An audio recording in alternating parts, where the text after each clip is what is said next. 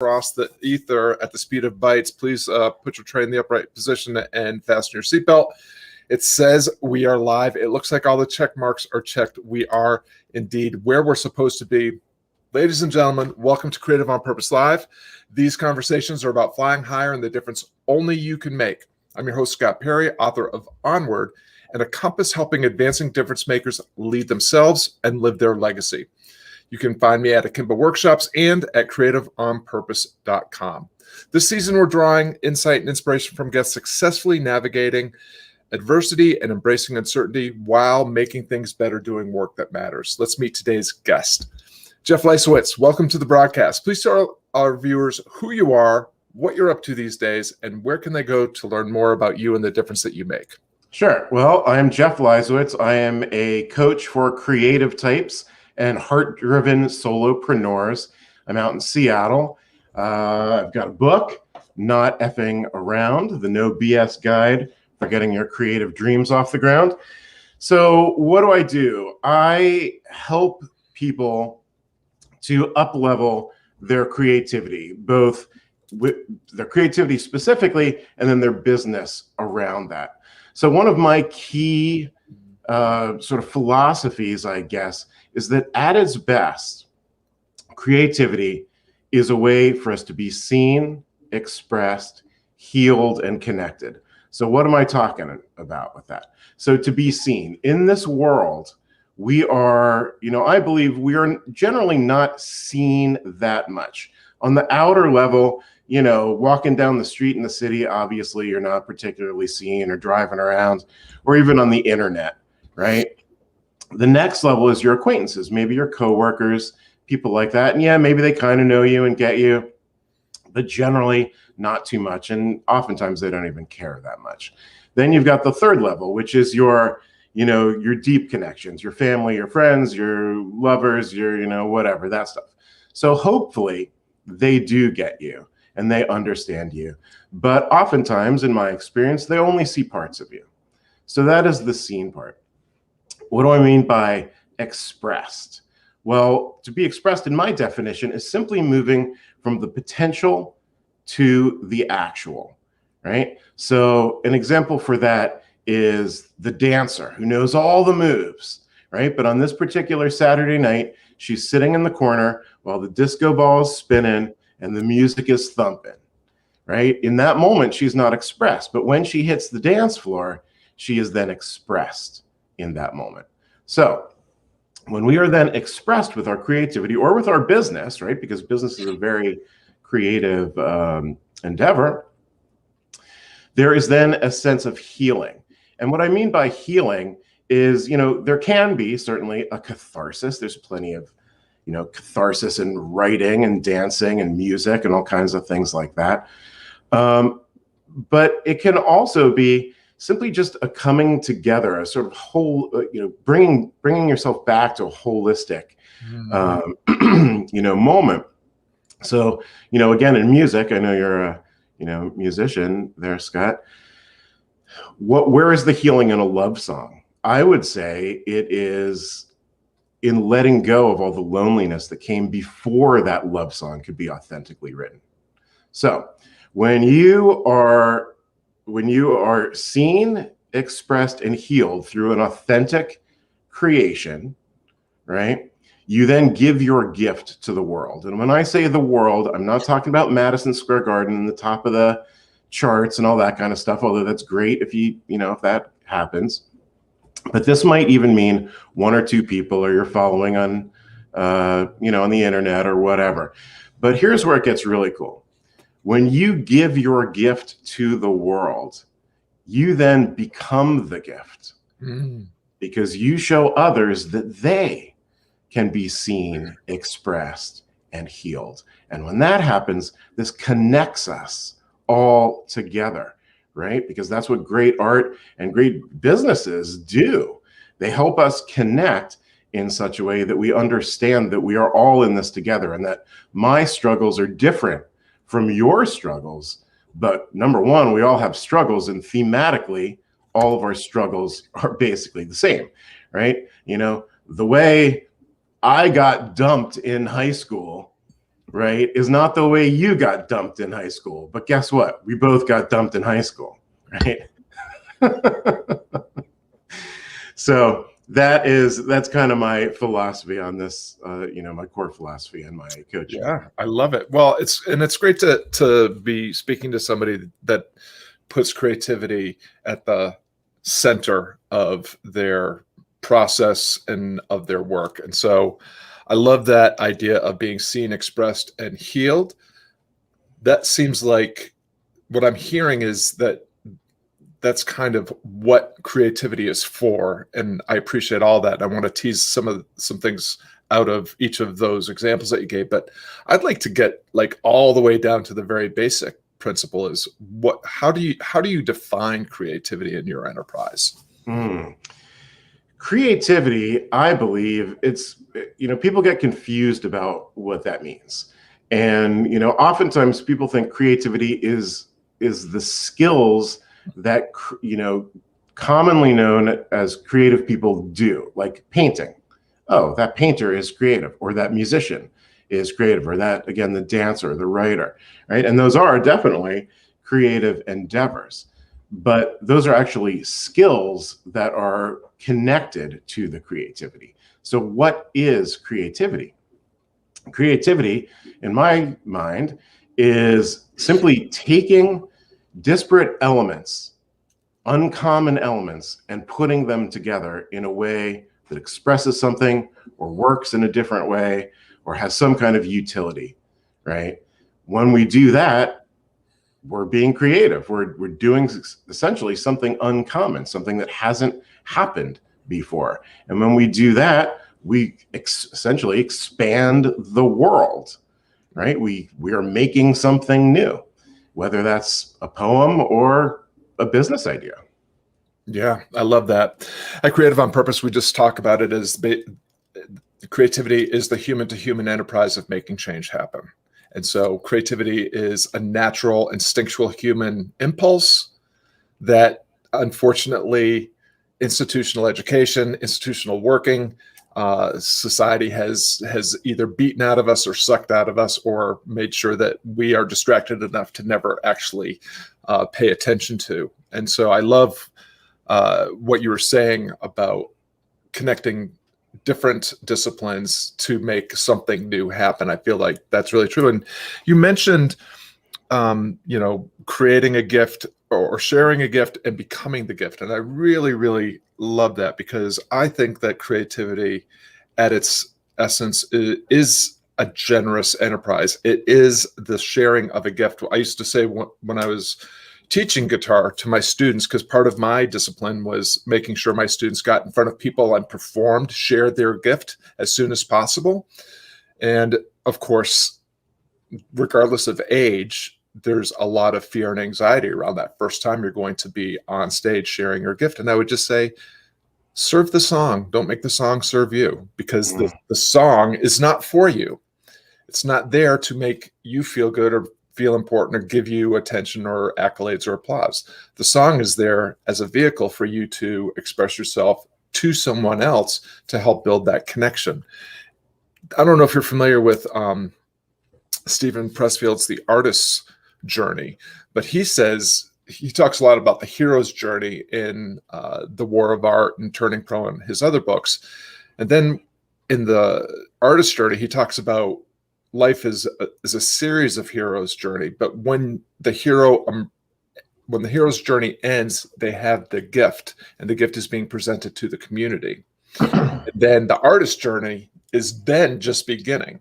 Right. So I don't know if any of that resonates with your approach, but that's what I was hearing in what you were saying is like artist's job, the creative's job is to take that gift and put it out into the world to try to make that change and that transformation happen, to make that healing happen, as you were kind of alluding to.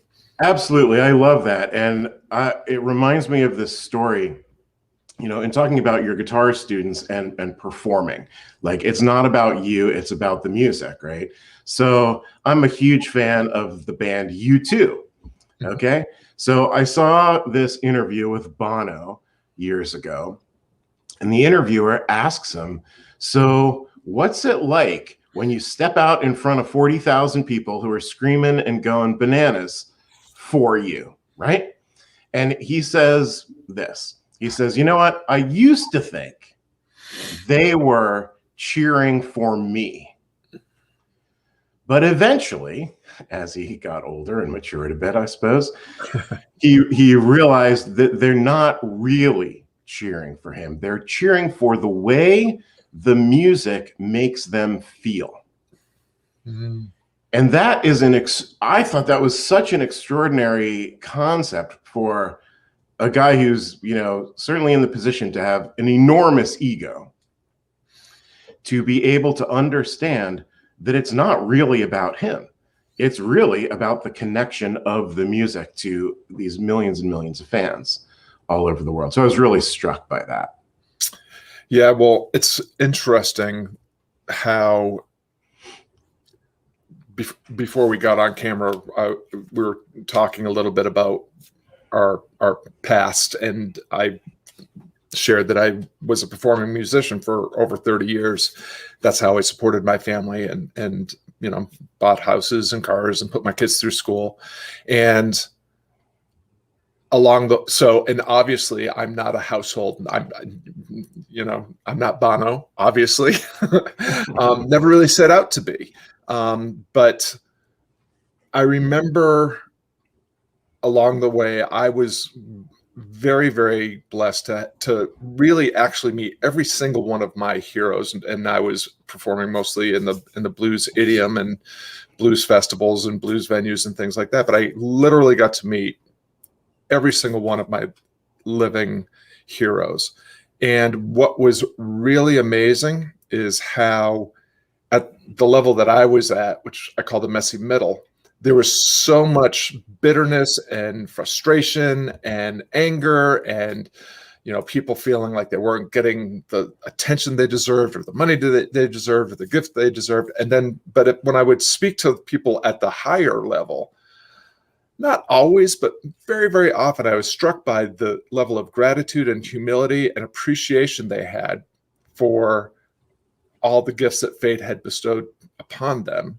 And I remember having a conversation with Paul Rochelle, who was an acoustic blues guitar player at a time when I was working in that domain. And he got onto Prairie Home Companion, which was a big deal if you were kind of an Americana musician at that time. And I said, Paul, it's amazing. You made it to Prairie Home Companion. Your career is complete. And he's like, Scott, I got to tell you, it's same bullshit, different venue. That was absolutely brilliant because he was just doing his damn job. And it just so happened that maybe thousands of people heard him on that particular day but nothing changed for him in terms of the way he was showing up everywhere else in the world and really the level of achievement and success or fame that he achieved. And so I just love that story you said about Bono, because the best musicians always, to me, have always had a little bit of that humility and appreciation and gratitude and recognition that it didn't have to turn out this way. It definitely did not have to turn out that way for any of them. I mean, the alternate reality for a lot of those people and, all of us, in different ways is, could be a lot worse. Yeah. Well, the other thing that we talked about off camera that I'd love to just touch on is you were kind of famous there for a second in the digital music world. Tell us a little, go ahead and share with the viewers the story of how that experience you had when you first got to Seattle and were working for the radio station that kind of broke the grunge thing. Right, sure. So I've always been a writer and I've always loved music, and I am a musician. So, when I was in college, through a long story that we don't need to hear, I figured out that I could get free CDs, when there were CDs, being a music journalist in college. So I got all these free CDs, I sort of built my career going forward as, a music reviewer, concert reviewer, all that kind of stuff. I got to Seattle and, through what had to be divine intervention, I got this job. I walked in looking to be an intern. I was 24 years old or something. Walked in trying to be an intern at the big radio station in Seattle that had just broken grunge music to the world. It was literally the biggest taste-making station in the world at the time. And I somehow managed to get a job being the writer for the website for this radio station, which this is the mid-90s. This is before almost everyone had even heard of a website, maybe a little bit about the internet, this and that, but it was not a big deal. So I had the great fortune to work for this radio station to create a website by interviewing all these bands and going to all these shows. And, I thought I got a lot of free CDs before that. They were coming in by the truckload at that point. So that was really fun and a great experience, and, put me in the middle of that scene and, helped me understand the music business more and just all that stuff. So it was really quite the thrill of my, 20s. I love that story. It's just, and one of the things about a creative journey is you can set a point on the horizon, you can have an aim or aspiration, and make it as specific as you want. But if you don't pay attention to the inevitable obstacles and opportunities that you could never have anticipated that are going to cross your path as you're heading to that point on the horizon, you're going to miss out on some extraordinary opportunities. And so I love that you went in with this specific intention and got something something way, way better than what you intended. Absolutely. I mean, it's, to quote our friend Mick, you can't always get what you want, but you try sometimes, you get what you need. And then it's really true. If you focus your intention and your truth and step forward with, fearlessness and vulnerability and courage and all that kind of stuff, you are going to get to something beautiful eventually. Right. And by the way, it's not just being at the thing that's beautiful. It is getting to the thing. It's the process, right?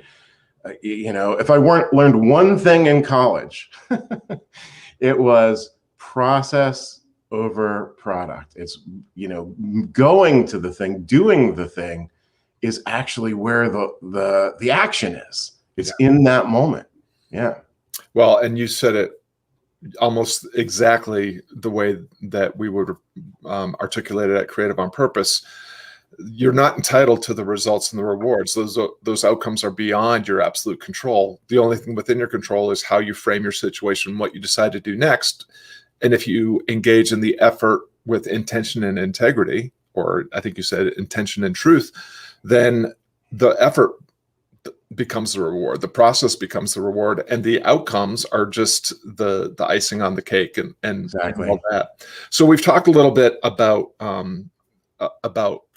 a success in your career. I'd like to flip it around and wonder if was there a moment where you made, where you experienced a failure or a mistake, and I mean, anytime. I'm sure if you're like me, you've already had a few today. But, was there a moment as intense or profound as you're willing to share, where you really gleaned an important lesson or insight, or maybe you even flipped a failure or mistake into some sort of opportunity? But I'd love to hear a story around that. Absolutely. Thank you for that opportunity. So, yes, failure. I mean, I could list them, A to Z or 1 to 10,000 or, whatever, right? But I'll just give you one really big one. So as a musician, I had been dreaming literally since I've been 15 years old to get a record deal and really step that up and, do my thing. In 2008, I managed to get 3 international record deals. Sweet, right? Like this was my thing was about to pop in a big way. Guess what happens? 2008 happens. One of these record companies completely goes bankrupt. The other one drops me immediately, and the other one screwed it up so bad that I had to to get out of the deal. It was an absolute, like, it felt like a death. I mean, I can hardly even describe it, because it was like this singular moment of like, oh my God, it's like, this is really going to happen. And then the rug gets pulled completely out from under me. So what do I do? Well, I kind of life coach myself, which is, probably why I'm doing all this, life coaching stuff to begin with. And that is to remember that failure, what we often call failure, is really just feedback, right? If you reframe the concept, whatever it is, instead of failure, it's feedback. Ask questions. What can you do to change it? X, Y, Z, and then iterate and move forward. So what did I do? I got first of all, I took a breath and, probably cried in the corner for a while.